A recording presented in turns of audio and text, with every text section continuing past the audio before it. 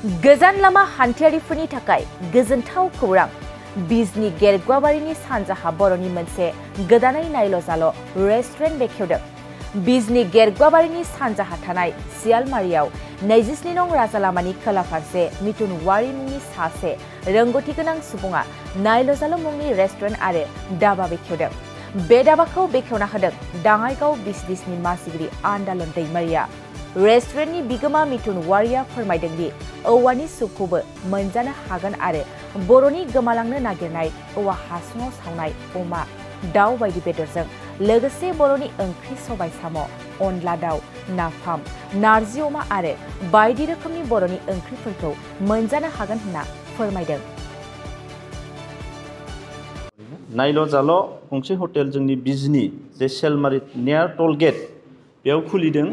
बेनि सायाव आं फंनैसो बुंनो नागिरदों। मानो होनबा जोंहा सासे इडुकेटेड पार्सन मानसिया जे गावनो थांनानै थानायनि मोनसे लामा, बे लामाखौ लादों।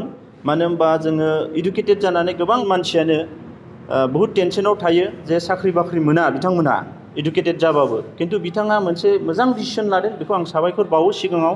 मानो होनबा गाव हारसिंबोदि माबा मोनसे खालामनानै थांनानै थानो हायो, बेयो मोनसे मोजां डिसिसन। बेनि थाखाय आरो बेयाव आं मोनसे बुस्थुखौ रायजो राजानिसिम खावलायनो लुगैयो, नोंथांमोनहा गुवाहाटीनिफ्राय जुदि क'क्राझार फैयोबा, क'क्राझारनिफ्राय जुदि गुवाहाटी थाङोबा, नोंथांमोनहा जोंनि नैबे बिजनी नियार टल गेट सेलमारियाव नोंथांमोनहा जिरायनानै बेयाव ओंखामनिफ्राय साहा, रुटि गोबां आइटेम मोनगोन।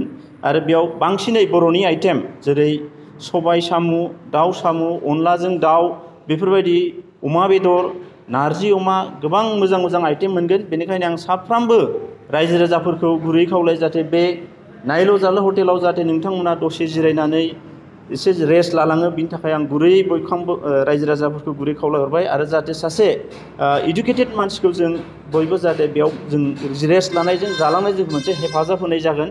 बिनि थाखायनो नोंथांमोना बयबो जिरायलाङो आं गुरै खावलायनाय। बेवहाय आङो मोनसे थांखि लानायजों बेवहाय बे हटेलखौ इस्टाब्लिश खालामनाय जादों दि जोंहा बेखिनियाव जोंनि बर' हारिनि जि जानाय हुदा बा जि आइटेमफोर नारजि अमा, सबाय साम' बा आंनाव मोनसे स्पेसियेल आइटेम दंबावो बेयाव बेम्बु सुट।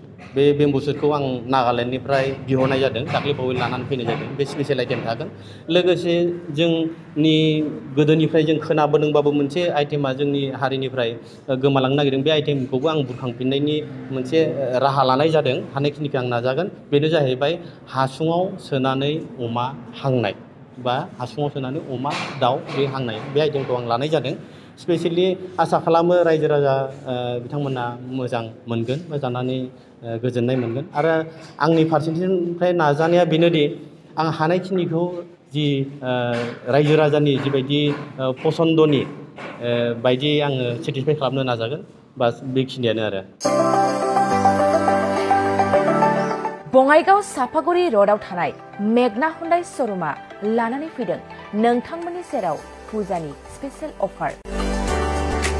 ग्रेन्ड i10, नियस, i20, एनलाइन, अरा, भेरना, आलकाजार बेफोर समायना गारिफोर फुजानि स्पेशेल अफारा फैगौ 30 सेप्तेम्बरसिम थागोन।